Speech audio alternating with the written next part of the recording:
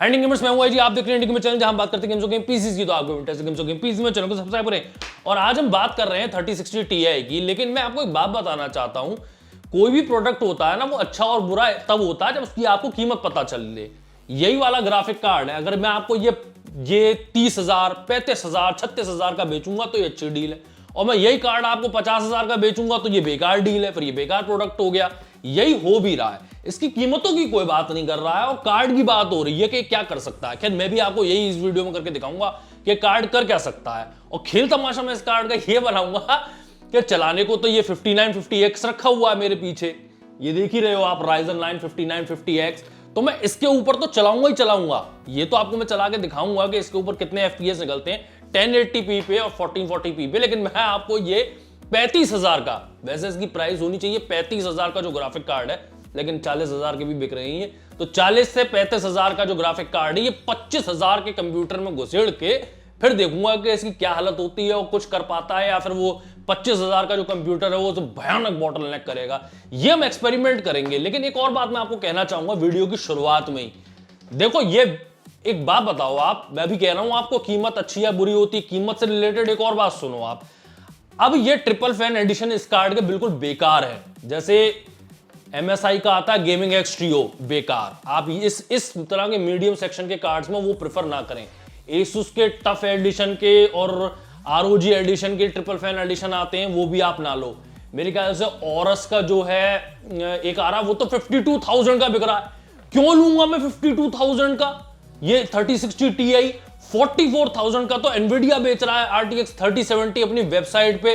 अब वो अलग बात है, मिले ना मिले, लेकिन आप मेरी बात समझ रहे हो मैं आपसे क्या कहना चाह रहा हूं। अगर आपको लोअर टीयर कार्ड उसके अपर टीयर कार्ड से भी महंगा मिल रहा है तो कितनी बेवकूफी की बात है। समझदारी की बात क्या है? अगर थोड़ा अंतर रह जाता है तो एक बार को मैं समझता हूं कि आप ट्रिपल फैन एडिशन वाले कार्ड ले लो। थोड़ा अंतर रह जाता है, मैं भी कहता हूं, मैं तो ये 12-13 हजार के ग्राफिक कार्ड्स पे कहता हुआ आया हूं ये बात, कि अगर आपका जैसे 500 रुपए का अंतर या 1,000-2,000 रुपए का अंतर हो रहा तो ट्रिपल फैन एडिशन वाले पे कार्ड दो। अब पता चल रहा आपने ट्रिपल फैन एडिशन इतना महंगा ले लिया है कि उसका अपर एडिशन जो 3070 है उससे भी कीमतें बराबरी हो रही है और ऊपर जा रही, तो बेवकूफी की डील है। तो वो तो आप अवॉइड करो टोटली। आपको ये सस्ते वाले देखने चाहिए, डुअल फैन, और सस्ते सस्ते आते हो। मीडियम सेक्शन का ग्राफिक कार्ड है तो जो मीडियम सेक्शन का ग्राफिक कार्ड आप बना रहने दो, मेरा बस चले ना। तो मैं तो RTX 3090 ऐसा ग्राफिक कार्ड है ना, उस पर भी सिर्फ एक ही फैन लगा दूं 90 mm का।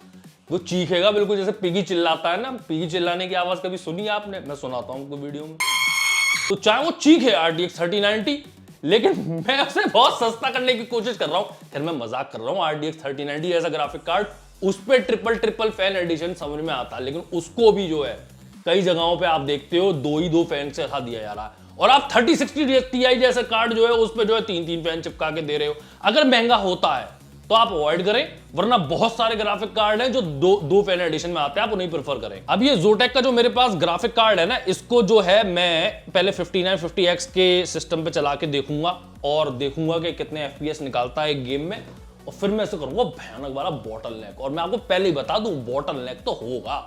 मैं इतने कमजोर CPU पे चला रहा हूं और ये बहुत ताकतवर ग्राफिक कार्ड है, बॉटलनेक तो होगा। लेकिन कितना होता है, या कोई ऐसी सिचुएशन पहुंचती है जहां हम 25,000 के कंप्यूटर में इतना बड़ा ग्राफिक कार्ड लगाएं, कुछ ना हो, तो ये ढूंढने की कोशिश करते हैं सब चीजों। देखिए, एक बात बताते हुए मुझे बहुत खुशी हो रही है। वैसे 3060 Ti जो है वो 3070 के काफी पास परफॉर्मेंस देता है, और अगर 3060 Ti की प्राइसेस सही रहें तो आपको 3060 Ti जैसा ग्राफिक कार्ड बहुत सही से देखना चाहिए। देखो, आप लोग जानते हो कि मीडियम सेक्शन वाले और लो सेक्शन वाले ग्राफिक कार्ड है, उन्हें देख के मेरा दिल धड़कता है कि एक्चुअली लोग उन्हें ले पाते हैं। लोग RTX 3090 जैसा ग्राफिक कार्ड नहीं ले पाते हैं। लेकिन मैं आपको एक साफ बात बता दूं, या तो ये महंगा बिकेगा या इसकी अवेलेबिलिटी कम होगी, जैसा कि आप देख के भी आ रहे हो। लेकिन इस वीडियो में मैं आपको जो भी दिखाऊं वो मैं आपको पहले ही मुद्दे की बात बता दे रहा हूं कि इस तरह का ग्राफिक कार्ड, ये एनवीडिया ने सीरियसली बहुत प्यारा ग्राफिक कार्ड निकाला है। मैं इस तरह के ग्राफिक कार्ड का इंतजार कर रहा था, मैं सीरियसली आपको बता रहा हूं। जैसे कई लोगों को अभी भी प्राइस ज्यादा लग रही है, तो उन लोगों के लिए बहुत अच्छा ग्राफिक कार्ड है, बस प्राइसेस इसकी सही मिले और इसकी अवेलेबिलिटी रहे। ये अभी जो मैं सिस्टम पे चलाने जा रहा हूं उसमें मैंने Ryzen 9 5950X लगा रखा है, स्टॉक स्पीड पे चला रखा है। कूलर में मैंने इस पे AIO में Geimdias का 240 mm का कूलर लगा रखा है। मदरबोर्ड आपके सामने B550M Pro VDH वाईफाई पे चला रहा हूं मैं। और इसमें रैम लगा रखी है मैंने 16 GB। लेकिन एक बात मैं आपसे करना चाहता हूं कि पावर कंजम्पशन इस ग्राफिक कार्ड का बहुत ज्यादा है। आपको मैं सही बताऊं, 60 सीरीज की हम बात किया करते थे ना, चौड़ी में कह दिया करते थे कि 450 वोल्ट की पावर सप्लाई पे चला लो। खासकर 1060 की मैं बात कर रहा हूं, हमें बिल्कुल सोचना नहीं पड़ता था। लेकिन भाई साहब इस ग्राफिक कार्ड के लिए तो मैं आपको साफ कहूंगा कम से कम 550 वाली वॉट की आपको PSU लेनी पड़ेगी। और मैं आपको ये दिखाना चाहता हूं मैं पावर जांचता कैसे हूं, कौन सा ग्राफिक कार्ड कितना ले रहा है, कौन सा कंप्यूटर। ये है मेरे पास डिवाइस, कितने पैसे खर्च करवाते हो आप मेरे। ये आपको बड़ी तलब है कि ये बताओ IG के कौन सा ग्राफिक कार्ड और कौन सा कंप्यूटर कितनी बिजली लेता है, इसी से देख के बताऊंगा मैं आपको। और पावर कनेक्टर मैं आपको इसका दिखा दूं, एक ही लगा हुआ है इसमें 8 पिन पावर कनेक्टर। वो एनवीडिया का जो रेफरेंस मॉडल आ रहा है उसकी अजीब जो 12 पिन कनेक्टर है वैसा नहीं है। इसमें नॉर्मल आपको 8 पिन कनेक्टर मिलता है जो कि देखने में अच्छा लगता है और आपकी पावर सप्लाई से जुड़ गया। वो पता नहीं क्यों एनवीडिया ने अजीब सा, जिस दिन से आया ना उस दिन से मेरे को अजीब सा लग रहा है। देखिए मैं आपको बताऊं, 60 जो सीरीज रही है वो एक बजट सीरीज रही है जो price to performance ratio best देती है। चाहे वो 960 हो गया, 1060 हो गया, 1060 3GB वाला हो गया, या फिर 2060 सुपर होगा, ये भी बहुत चाहते थे। लेकिन 3060 Ti में जो 60 लगा हुआ है ना, उससे आप बेवकूफ मत बनना। ये बेसिकली एक तो इसमें Ti लगा हुआ है ना, इसकी कीमतें 60 वाली हैं और इसकी परफॉर्मेंस भी जो है वो बहुत बड़े ग्राफिक कार्ड वाली है। ये ग्राफिक कार्ड जिसमें 60 लगा हुआ है, ये 4K गेमिंग करवाने लायक है, जो पुराने 60 सीरीज के ग्राफिक कार्ड घंटा भी नहीं थे। और आपने ये देखा इस ग्राफिक कार्ड में आपको व्हाइट LED मिलती है यहाँ पे, और GeForce RTX की यहाँ पे ब्रांडिंग है, और ऊपर से भी अच्छा लगता है। अगर आप इसे साइड से लगाओगे सुंदर लगता है ग्राफिक कार्ड। Zotac के इस ग्राफिक कार्ड पे आपको बैक प्लेट भी मिलती है जिसपे Zotac का निशान पड़ा हुआ है, GeForce RTX लिखा हुआ है, बीच में थोड़ा सा कटआउट भी हो रहा है। वैसे कई लोग अगर आप दुखी हो रहे हो ना कि IG मैं इतना महंगा ग्राफिक कार्ड नहीं खरीद सकता और मेरा मन था कि मैं 60 सीरीज का ग्राफिक कार्ड खरीदूं, तो आप चिंता ना करो। एक कंपनियों की कंडीशनिंग होती है। फॉर एग्जांपल 960 बिका करता था करीबन 18 या 20 हजार का, और फिर 1060 बिका करता था 25 हजार का, और जो 1060 3GB एडिशन था वो 18 हजार का बिका करता था। और आज ये 60 सीरीज के कार्ड्स लॉन्च हो रहे हैं जो अबव 30,000 लॉन्च हो रहे हैं। तो ऐसा नहीं कि कुछ निकलेगा ही नहीं, आपके लिए भी निकलेगा। अगर आपको चाहिए ना कि 25,000 में मुझे IG कुछ चाहिए, मुझे 20,000 में कुछ चाहिए, तो एनवीडिया वो ग्राफिक कार्ड भी निकालेगा। देखिए RTX 3060 Ti और RTX 3070 में बेसिकली अंतर क्या है। इस पे आपको थोड़े कम कूडा कोर्स मिलते हैं, 4864, इस पे आपको ज्यादा कूडा कोर्स मिल जाते हैं 5888। इसकी बूस्ट क्लॉक्स भी जो है थोड़ी कम है मुकाबले में 3070 के। मेमोरी साइज दोनों पे ही 8 GB का आता है, इसमें कोई अंतर नहीं है। GDDR6 का ही आता है। और आपको बताऊं पावर कंजम्पशन की जहां तक बात आती है तो ये इसके बहुत पास पहुंचता है। ये आपको 220 वॉट तक की वैसे कही आती है इसकी जो ग्राफिक कार्ड पावर है, और उसकी 220 कही आती है, कभी कभी थोड़ा ज्यादा भी ले लेते हैं। प्राइसेस के डिफरेंस की तो आप मेरे से बात ही मत करो, वो तो आप खुद ही AMD कंप्यूटर पे जाके देखो, एनवीडिया की साइट पे जाके देखो और खुद डिसाइड करो। लेकिन मैं आपको बता दूं मैं इतना लोड क्यों रहा हूं और मुझे ये कार्ड क्यों इतना अच्छा लग रहा है। आप ऐसे समझो ये जो नई जनरेशन है, वैसे इसकी तारीफों के पुल बांधते बांधते मैं भी थक गया हूं कि आर्किटेक्चर बहुत अच्छा है, लेकिन आप इस तरह से इमेजिन करो जो पुराना 2080 सुपर था, आप उसकी प्राइसेस भी चेक करो, कितने पे लॉन्च हुआ था और कितने पे वो बिकता रहा। उसकी परफॉर्मेंस को बीट करता हुआ ये 60 सीरीज का कार्ड है। और चाहे ये महंगा भी बिक रहा हो लेकिन तब भी उसको बीट कर रहा है कम पैसों में। लॉन्च प्राइस तो हमेशा ही इसकी $400 रहेगी, चाहे बिके थोड़ा महंगे में। चलिए मैं आपको शैडो ऑफ द टूम रेडर जो है 1080p रेजोल्यूशन पे चला के दिखाता हूं, और आप ये देख लो हाईएस्ट सेटिंग्स पे हम लोग चला रहे हैं, देखें कितने FPS मिलते हैं एवरेज। तो शैडो ऑफ द टूम रेडर में एवरेज FPS 1080p रेजोल्यूशन पे 155 है। और ये सब जो चीजें आपको दिखाई दे रही है ना, जैसे कि गेम वर्जन और विंडोज बिल्ड और CPU मॉडल, ये आप यहाँ चेक कर सकते हो। साथ में ड्राइवर वैसे तो यहाँ पे भी लिखे होते हैं, और जो ड्राइवर्स मैं यूज कर रहा हूं मैं आपको बताना चाहता हूं कि पब्लिकली अवेलेबल ड्राइवर्स हैं, ये रिव्यूअर्स वाले ड्राइवर्स नहीं है जो एनवीडिया की वेबसाइट पे अवेलेबल है, वो वाले ड्राइवर्स हैं। अब मैं क्या करता हूं, इसी गेम को 2K पे चलाता हूं 1440p रेजोल्यूशन, उसके बाद 4K पे भी चलाऊंगा। जैसा कि आप देख सकते हैं 1440p रेजोल्यूशन 2K पर आपको एवरेज FPS मिलता है 110 हाईएस्ट सेटिंग्स पर। टेक्सचर क्वालिटी अल्ट्रा वल्ट्रा जो भी शैडो ऑफ द टूम रेडर की हाईएस्ट क्वालिटी है उस पर 110 मिलता है। अब मैं इसे 4K पे चला के देखता हूं, उसके बाद हम अपने 25,000 वाले कंप्यूटर पे पहुंच जाएंगे। एवरेज FPS देख रहे हो आप, एवरेज FPS 60, यानी कि मैं आपको दोबारा याद दिला दूं, ये 3060 Ti जो मैं चला रहा हूं ये आपको 4K गेमिंग करवा सकता है।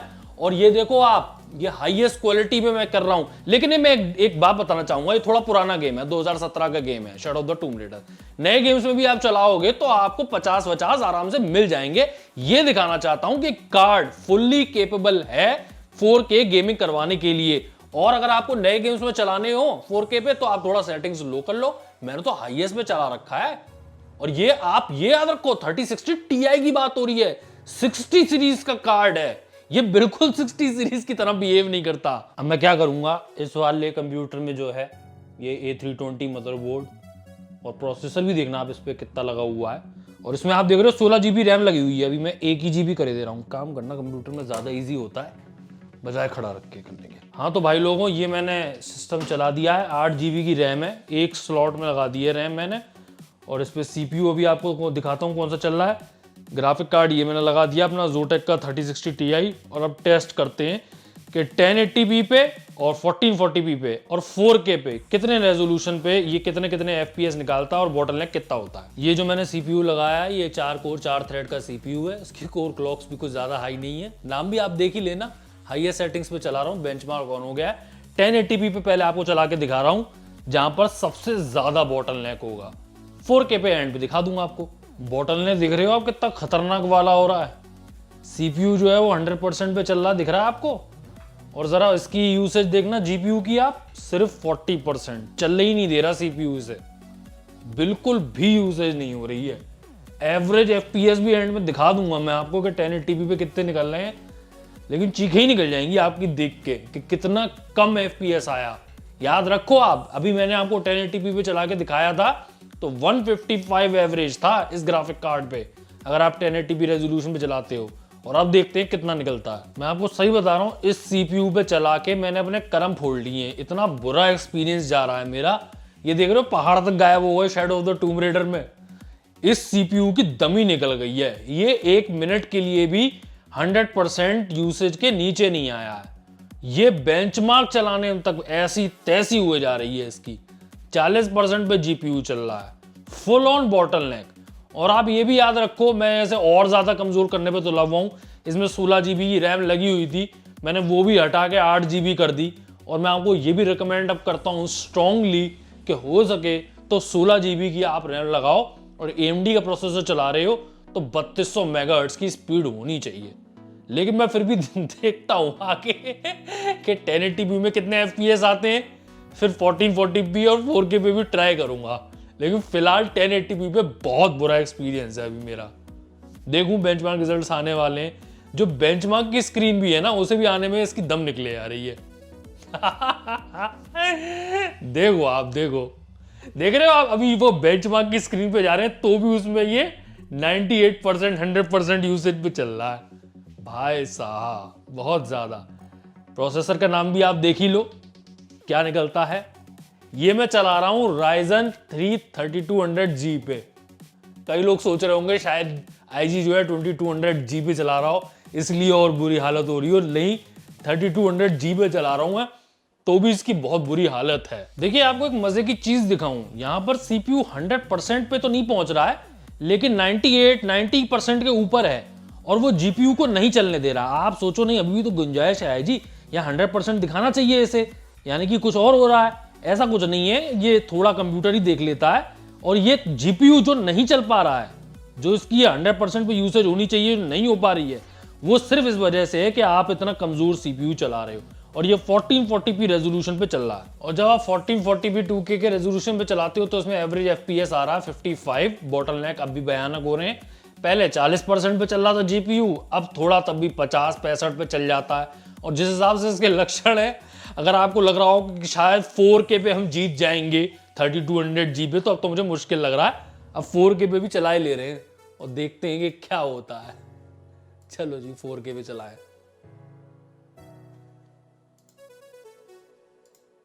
भैया 4K पे थोड़ी सी गाड़ी चल पड़ी है। देखो GPU की यूसेज 92% पहुंच रही है। CPU अब भी 100% पे चल रहा है। बॉटलनेक तो देखो अब भी हो रहा है, लेकिन GPU तब भी काफी यूज हो रहा है। लेकिन अगर आप ये सोचो ना कि एक्सपीरियंस बहुत अच्छा होगा, एक्सपीरियंस बिल्कुल भी अच्छा नहीं है। और आपको जो सारी प्रॉब्लम्स होती हैं एक छोटा CPU यूज करने की, बॉटलनेकिंग की, वो सब देखने को मिलेंगी। अब आपको एवरेज एफपीएस तो तब भी थोड़ा बहुत ठीक देखने को मिल जाएगा। आपको ये भी देखने को मिल जाएगा कि जीपीयू यूसेज तब भी देखो काफी हो रही है, 95 के ऊपर हो रही है, 100% तक हो रही है, आप देख भी रहे हो अभी। लेकिन जो एक्चुअली में क्वालिटी होनी चाहिए, जो मिनिमम एफपीएस होते हैं वो बहुत लो हैं, उसकी वजह से एक जंकीनेस होती है। तो 4K पे आप चला तो सकते हो जैसा कि मैं आपको दिखा रहा हूं, लेकिन बहुत अच्छा एक्सपीरियंस नहीं होगा। जैसा कि यही देख लो आप, अभी मैंने आपको बेंचमार्क चला के दिखाया था शैडो ऑफ द टूम रेडर, मेरे 5950X पे थे, तो आपको ये तमाशे देखने को मिल रहे थे कि पहाड़ गायब हो गए थे। अब ये बार बार आ रहे हैं। अब मैं ये बेंचमार्क को चला के दिखा रहा हूं, देख रहे हो आप कैसे कैसे चमत्कार देखने को मिल रहे हैं। तो छोटा सीपीयू होगा ना तो दम निकलेगी। दूसरा ये बेंचमार्क है, आप जब रियल गेम खेलोगे वहां लोगों की संख्या बढ़ेगी तो और दम निकल जाएगी। और ये देख रहे हो अभी जैसे हम लोग खुश हो रहे थे देख देख के कि 90 के ऊपर जा रही है जीपीयू यूसेज, अब देख लो आप 70 पे चल रही है। क्यों? क्योंकि अब सीपीयू ने बॉटलनेक करना शुरू कर दिया है, क्योंकि अब लोग आ गए हैं सीन में, उसकी वजह से अब सीपीयू साथ नहीं दे पा रहा है, तो 70 पे चल रही है अब जीपीयू की यूसेज। अब दम निकल गई इसकी। देखो बॉटलनेक को तो आपको यहाँ पे भी देखने को मिला है। याद है आपको जब ये जीपीयू 3060 Ti बॉटलनेक नहीं होता है तो आपको एवरेज एफपीएस देता है ये 4K रेजोल्यूशन पे 55 नहीं 60 दे रहा था। यहाँ देखना कितना आया है आपका, तो हो तो बॉटलनेक रहा है। मतलब 4K पे भी अगर आपको लगाओ कि आईजी आज की वीडियो में दिखाएगा कि देखो इतने सस्ते सीपीयू 4 थ्रेड वाले भी जीत जाते हैं, तो नहीं जीतते, भयानक बॉटलनेक हो रहा है। तो फिर आज तुम कहना क्या चाह रहे हो, तो 5950X पे चला लें? नहीं, आपको ऐसा सीपीयू यूज करना पड़ेगा Ryzen 5। इस समय तो 5600X है जो कि थोड़ा महंगा ही है, अभी और भी लॉन्च होंगे। 15 से 20 हजार वाले जो सीपीयू लॉन्च होंगे वो इस ग्राफिक कार्ड के लिए बढ़िया रहेंगे। 15 से 20 हजार वाले, 25 हजार वाला भी आप मान सकते हो, लेकिन 25 हजार के ऊपर वाले इसके लिए ज्यादा ही हैं जो इसका पूरा साथ निभा लेंगे।